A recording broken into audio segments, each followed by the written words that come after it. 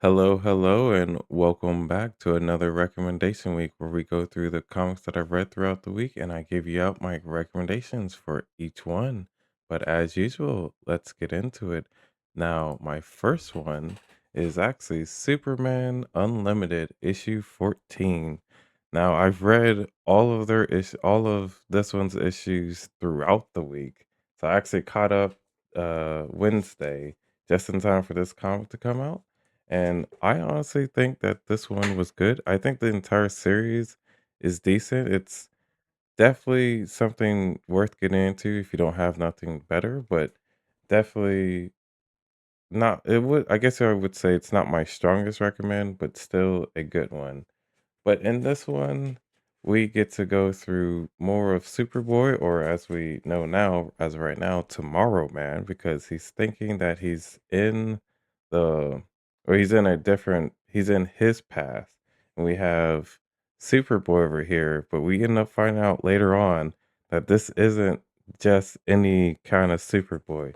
But what Superboy is it? You definitely got to find out because we get a little flashback. If I say anything, or if you didn't like put the pieces together like I kind of was when it was coming towards this. I mean, this Superboy isn't isn't too much of a good Superboy, but still a good recommend. They do help out Metallo Man, so it's definitely a good fun read because helping out one of the enemies. Oh, art was good, story's pretty good. It's going good places, and issue 15 will probably be even better because this issue was a pretty good one. Like I said, wasn't my strongest recommend. It's kind of why I'm having it first, but still a good issue nonetheless. That was Superman issue number 4 or Superman Unlimited issue number 14. So that's the first one, and now we got the Mum Raw, the Ever Living issue number 3. For some reason, I don't remember getting issue 2.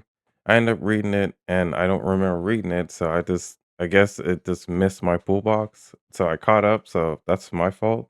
But issue number 3, definitely a good one. You just Mum Raw is just if there was pictures for the word evil, Mum Raw would be every single letter.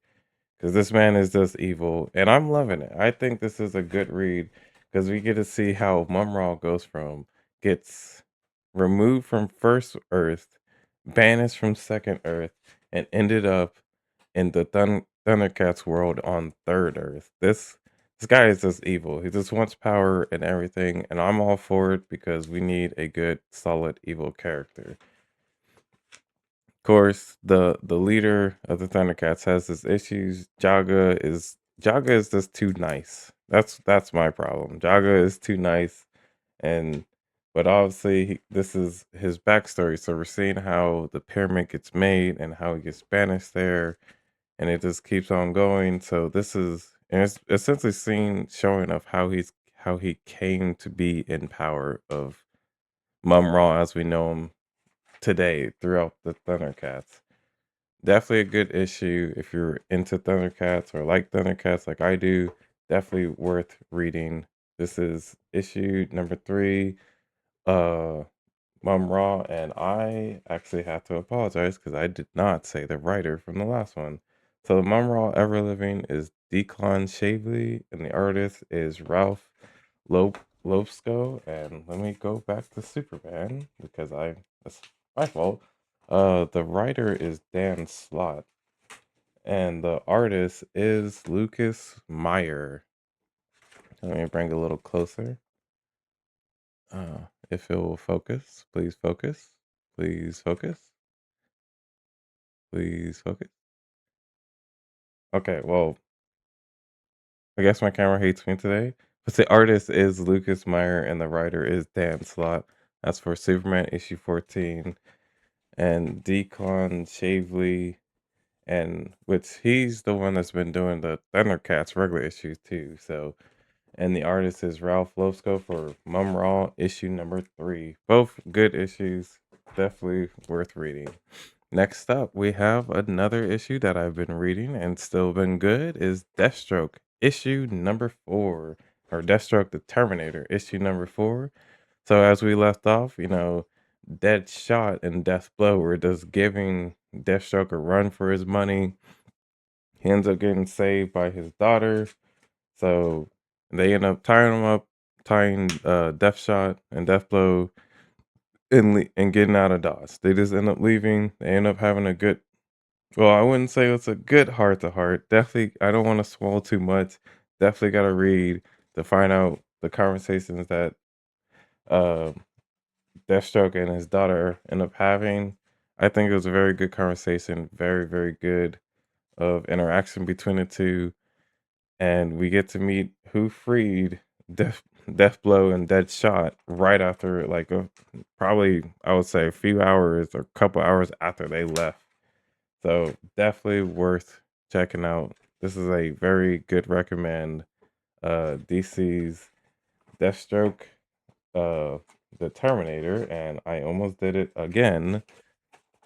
The writer is Tony Felici, and the art is by Carmen Di Gandissimo. I am sorry for butchering that name, but definitely a good read.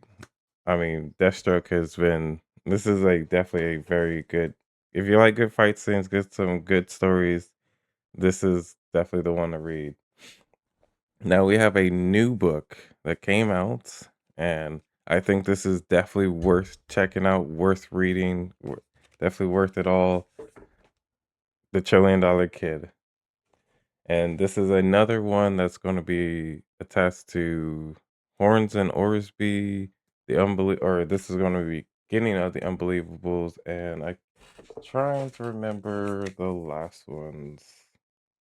Or well, I guess they're part of the Unbelievables, or the $1 Million Kid will be part of the Unbelievables, and it's the Rockefellers I was thinking of. But the $1 Trillion Kid, definitely good. This is another Jeff Johns story, obviously. As you see, I was talking about the Horns and Orsby and stuff. So Jeff Johns, Peter J. Thomas, and Francis Manipul are the writers, and or well, Jeff Johns and Peter is the story. The creators are Sis 3 and Stephane Simon is the artist. This is good. We get to see how this kid went from like a millionaire, or well, how his parents went from millionaires, took his grandparents' money, turned to billionaires. They end up were looking for something, putting on a whole bunch of stuff, and the kid goes to being, and they end up sending their money to bankruptcy, or their company to bankruptcy. But then the kid has like I mean, honestly, though, the one idea that will put you on the map, and he becomes a $1 trillion kid. So he ends up spending all of his money constantly, but we end up finding out that his parents actually aren't really there, and that is crazy. And so he wants to actually find his parents and find what his parents were looking for when we get towards the end of it. And I think this is going to be a good one. I actually will probably end up picking up Horns and Orsby because I'm curious. I try the Rockefellers. I'll probably try the Rockefellers again. I wasn't into the Rockefellers. I think I dropped it at issue 3. Um but I'll try to pick up the Rockefellers again and Horns and Ormsby because the $1 Trillion Kid is definitely good. I never read Horns and Ormsby, so it'll be pretty interesting. So this one is definitely good. I like how this was playing out. You get to see this kid. He has an idea for all kind of happy crazy ideas. They have a roller coaster from their neighborhood to school, and all these kids get to ride a roller coaster for free. Yeah, and I think it's all around good, and I can't actually wait to see where this is going. I think this will be definitely a good series, definitely a good way to enjoy the whole Ghost Machine series and all the other issues and series that's going on. So definitely good. $1 Trillion Kid, the $1 Trillion Kid. Next up, we have G.I. Joe issue 23. So we got Risk and Mercer on the cover, and the writing is done by Joshua Williamson, and the art is done by Andrina, Milana, and just as the last 22 issues, this one is just still a good, strong recommend. We get to see Rick dealing with more of his problems from Crystal Ball, so we get a good backstory from him. I'm actually liking this backstory. I think it was pretty good and interesting. We get to see a much needed Destro and Baroness interaction. I think that's gonna be good. I don't know. I guess I'm one of the people from Real American Heroes where Destro and Baroness are always together. But I think this is still really, really good issue. Obviously, we get some good fight scenes. Crystal Ball is becoming a very good enemy, and I am loving it. I am loving everything that is going on with Crystal Ball, and I say keep it up. Definitely strong recommend Joshua Williamson's and Adrena Milana G.I. Joe issue or Skybound's G.I. Joe issue 23 or from the Energon universe, I should say. So that was those.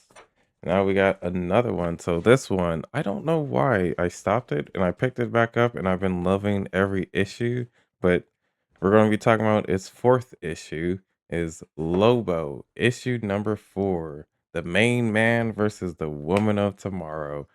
Uh, Man, Lobo is so this is if you love a good funny comic where you got a mercenary just doing dumb stuff, this is it.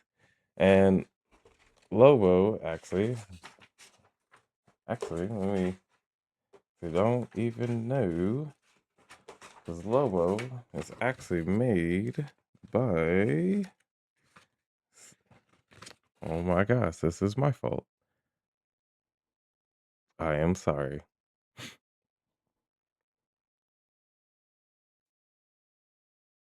Scotty Young, sorry, Scotty Young on is the writer, and Jorge Corona. So you know it's good. Which I don't even know why. I love Jorge Corona. I should have noticed that was his art. That was my fault.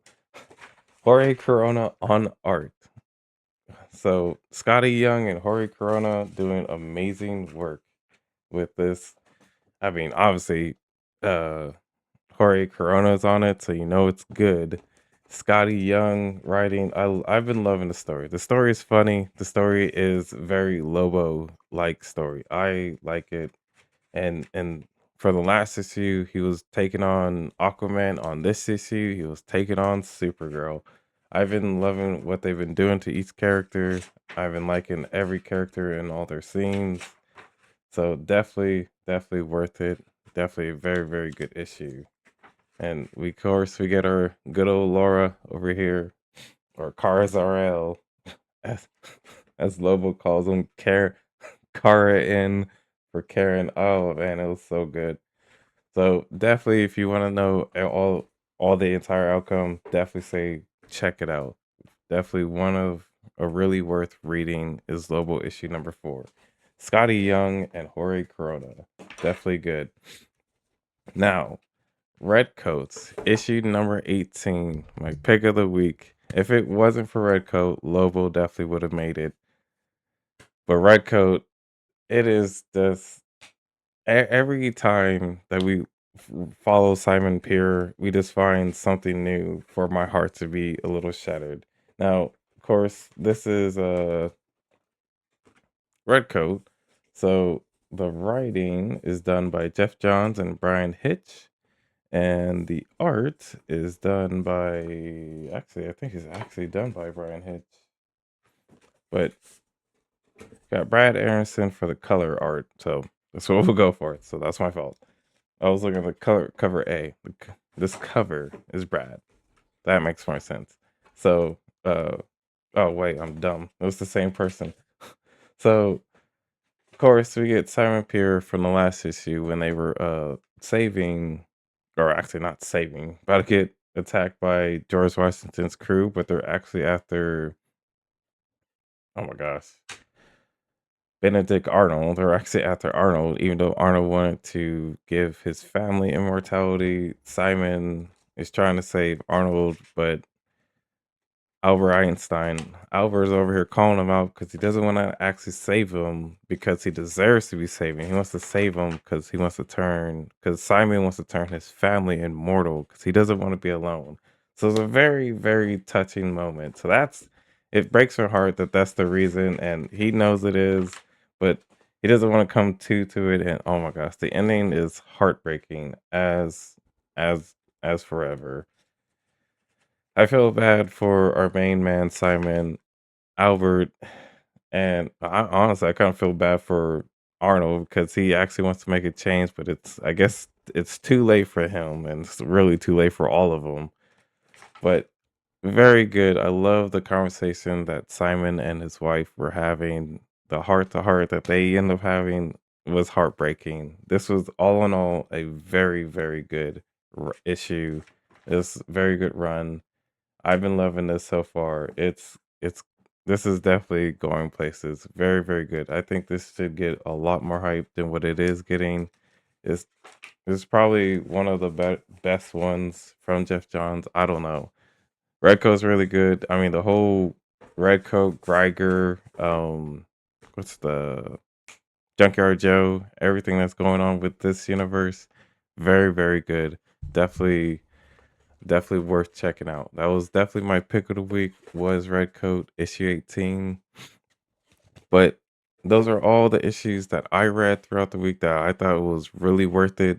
But as usual, I just want to hear your guys' thoughts to see what comics that you guys read, if you read any, if you look checking these out and you have been checking these out and you've been liking these too, definitely let me know down in the comment. But as usual, stay well, stay safe, be easy, and have a good one.